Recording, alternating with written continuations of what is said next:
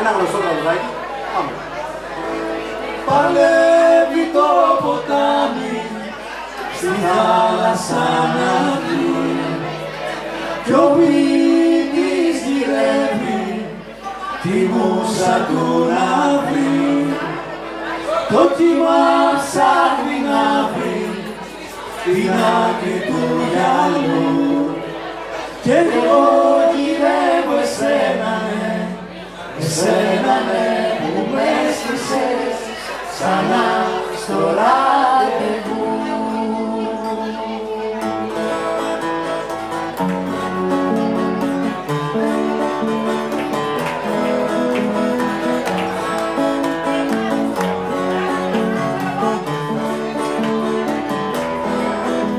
Έψαχνα να βρω το πέλαγο και τελικά το πήγα και πήγα και αγάπησα ένα μωρό τυρίτα.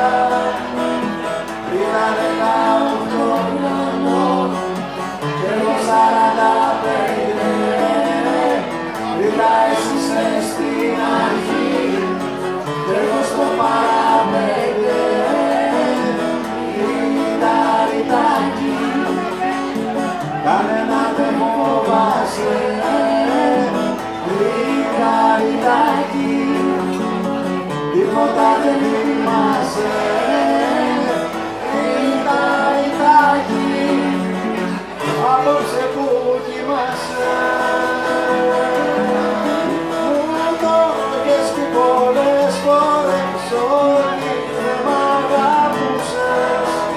Συγγνώμη δεν κατάλαβα ότι το εννοούσες.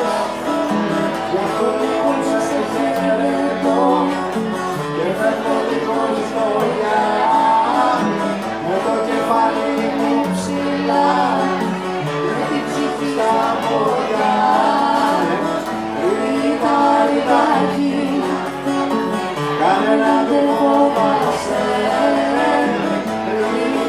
Ριτάκι, τίποτα δεν θυμάσαι. Ριτάκι, απόψε που κοιμάσαι.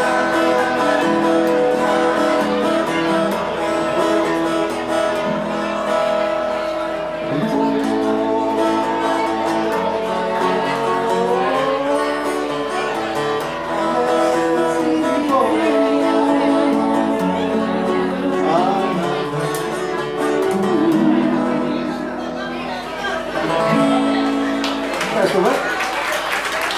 Θυμηθήκαμε τα παλιά.